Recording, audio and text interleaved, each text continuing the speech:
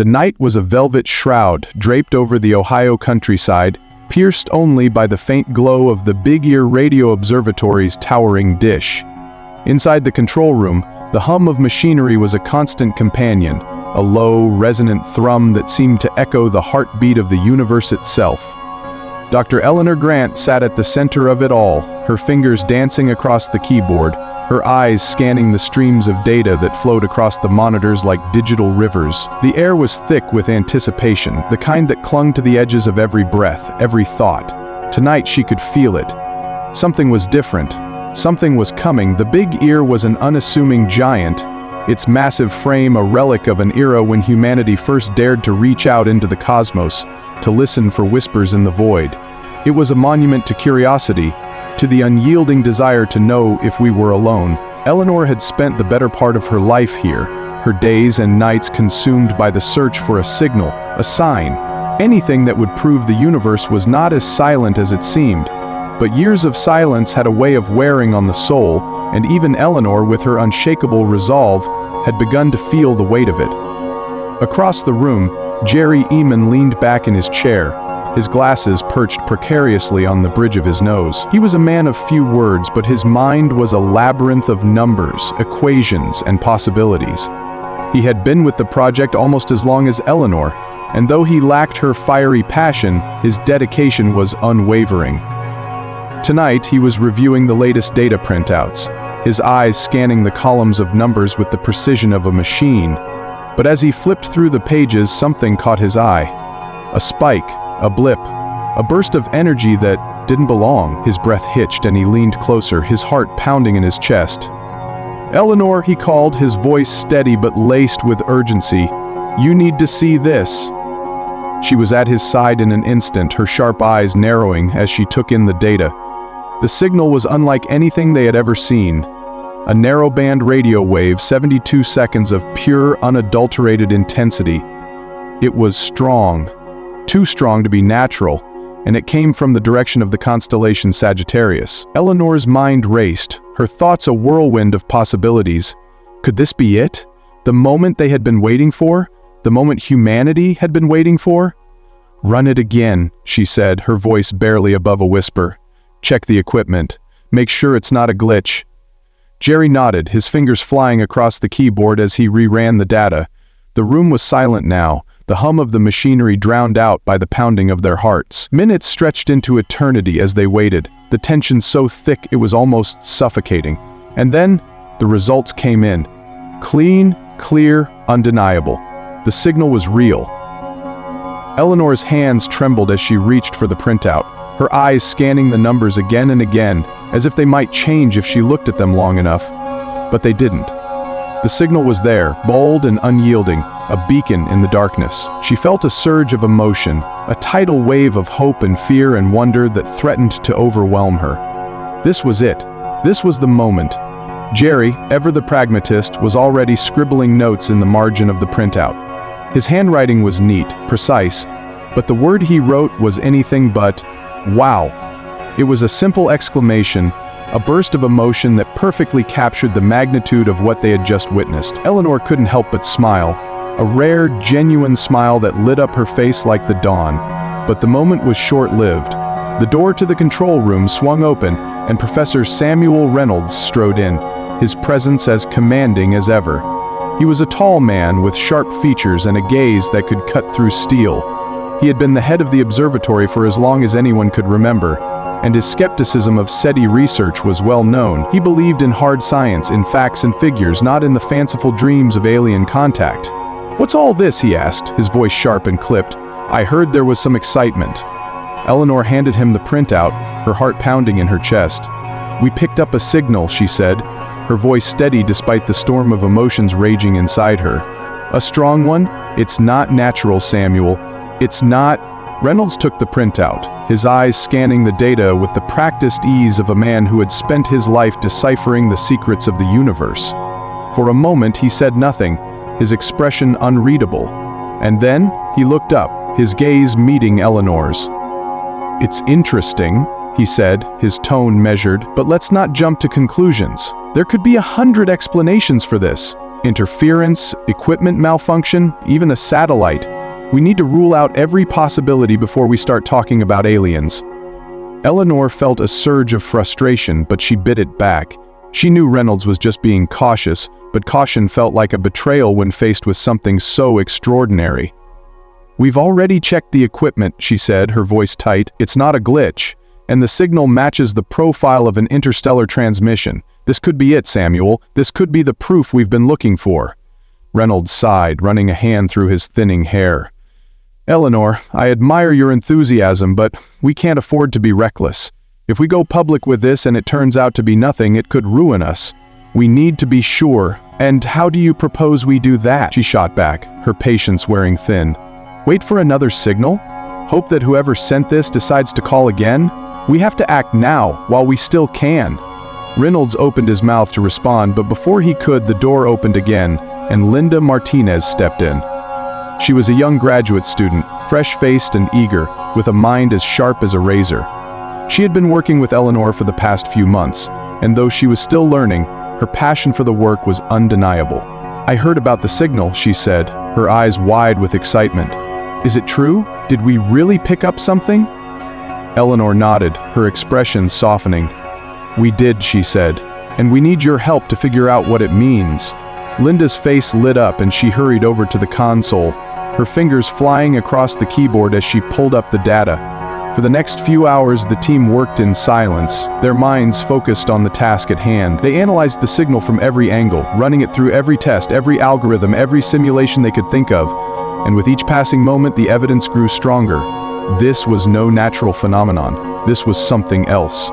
Something extraordinary. As the first light of dawn crept over the horizon, Eleanor sat back in her chair, her mind reeling. The signal was real. It was out there, waiting to be deciphered, waiting to be understood. And though she knew the road ahead would be long and fraught with challenges, she also knew that this was the moment she had been waiting for her entire life. This was the moment that would change everything. But as she looked around the room at the faces of her colleagues, Jerry with his quiet determination, Linda with her boundless enthusiasm, even Reynolds with his cautious skepticism, she felt a flicker of doubt. What if they were wrong?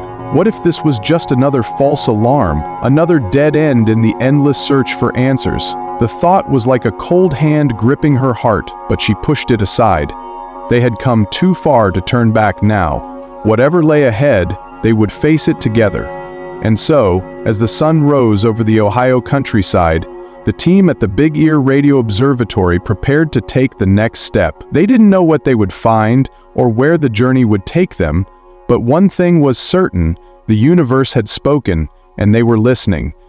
The days that followed the discovery of the signal were a blur of activity, a whirlwind of analysis, debate, and sleepless nights. The control room at the Big Ear Observatory had become a war room, its walls lined with charts, graphs, and printouts, each one a piece of the puzzle they were desperately trying to solve. The air was thick with the scent of coffee and the electric hum of anticipation, a tangible energy that seemed to crackle in the space between breaths. Dr. Eleanor Grant stood at the center of it all, her mind a storm of questions, her heart a battleground of hope and fear. The signal had been dubbed the "Wow signal," a name born from Jerry Eamon's spontaneous exclamation on the printout. It was a fitting title, one that captured the sheer astonishment of the moment, but it did little to explain the mystery that lay at its core. Where had it come from? Who or what had sent it? And most importantly, what did it mean? These questions haunted Eleanor, driving her forward even as exhaustion threatened to pull her under. The team had expanded in the wake of the discovery, their ranks bolstered by the arrival of Dr. Michael Carter, a renowned astrophysicist from a rival institution. Carter was a man of sharp intellect and sharper words, his reputation as a skeptic well earned. He had been brought in to provide an outside perspective, to challenge their assumptions, and ensure that no stone was left unturned. Eleanor had initially bristled at his presence, his skepticism a stark contrast to her own fervent belief, but she couldn't deny his expertise. If anyone could help them unravel the mystery of the signal, it was him. Carter arrived on a crisp autumn morning, his sharp features framed by the golden light of the rising sun. He carried himself with an air of authority, his every movement deliberate, calculated. Eleanor met him at the door, her hand extended in greeting, though her smile was tight, forced.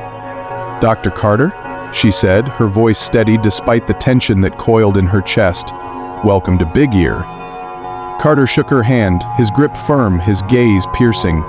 "Dr. Grant," he replied, his tone cool, measured. "I've heard a lot about your signal. Let's see if it lives up to the hype." The words were a challenge, a gauntlet thrown down, and Eleanor felt a flicker of irritation. But she bit it back, reminding herself that Carter's skepticism was a necessary evil. They needed to be sure, absolutely sure, before they could even think about going public. The team gathered in the control room, the air thick with anticipation as Carter took his place at the head of the table. He listened intently as Eleanor and Jerry presented their findings, his expression unreadable as they laid out the evidence. The signal's intensity, its narrowband frequency, its origin in the constellation Sagittarius, it was all there, laid bare for him to dissect. When they finished, Carter leaned back in his chair, his fingers steepled in front of him. "Interesting," he said, his tone neutral. "But not conclusive. There are still too many variables, too many unknowns. We need to rule out every possible explanation before we can even consider the possibility of extraterrestrial origin." Eleanor felt a surge of frustration, but she forced herself to remain calm. "We've already ruled out equipment malfunction and terrestrial interference," she said, her voice tight. "The signal is real, Michael, and it's not natural." Carter raised an eyebrow, his expression skeptical. "And what about a satellite or a military transmission? Have you ruled those out?" Eleanor opened her mouth to respond, but before she could, Linda Martinez stepped in. "We're working on it," she said, her voice firm despite the nervous flutter in her chest. "But the signal's characteristics don't match any known satellite or military transmission. It's unique." Carter's gaze shifted to Linda, his expression softening slightly. "Unique doesn't mean extraterrestrial," he said, his tone gentler now. "But I'll grant you, it's intriguing.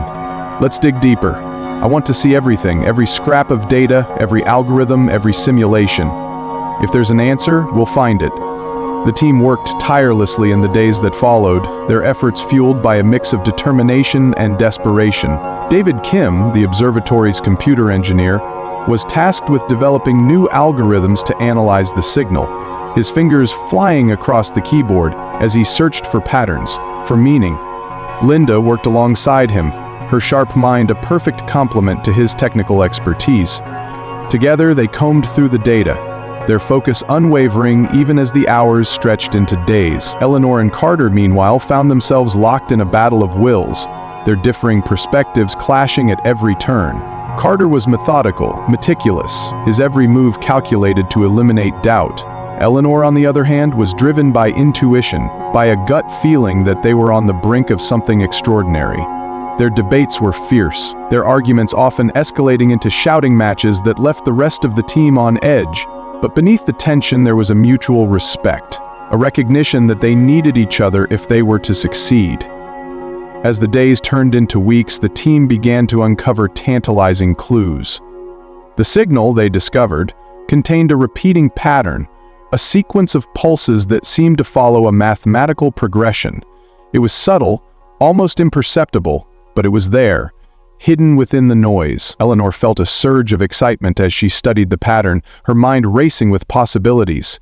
Could this be a message? A code? Or was it simply a coincidence, a quirk of the data? Carter, ever the skeptic, remained cautious. "It's interesting," he admitted, his tone grudging. "But we need more. We need to replicate the signal to see if it's consistent, and we need to rule out every other possibility." Eleanor nodded, her excitement tempered by his words. She knew he was right, but the thought of waiting, of delaying the moment of discovery was almost unbearable. And then, just as the team was beginning to lose hope, something extraordinary happened. It was late one night, the control room bathed in the soft glow of the monitors, when the signal returned. It came without warning, a burst of energy that lit up the screens like a supernova. The team froze, their breath caught in their throats as they stared at the data, their minds struggling to process what they were seeing. "It's back," Jerry whispered, his voice trembling with awe. "It's really back." Eleanor felt a surge of adrenaline, her heart pounding in her chest as she rushed to the console. The signal was stronger this time, clearer, its pattern more pronounced. She could see it now, the repeating sequence, the mathematical progression. It was a message, it had to be. Carter was at her side in an instant, his skepticism momentarily forgotten as he studied the data. This changes everything, he said, his voice barely above a whisper. If we can decode this, if we can understand it. His words trailed off, but Eleanor knew what he was thinking. This was the moment they had been waiting for, the moment that would change everything. But as she looked around the room, at the faces of her colleagues, Jerry, Linda, David, even Carter, she felt a flicker of doubt. What if they were wrong? What if this was just another false alarm, another dead end? But then she looked back at the data, at the signal that had come from the depths of space, and she knew that they had no choice. They had to see this through, no matter where it led. The universe had spoken, and they were listening, and now they had to answer.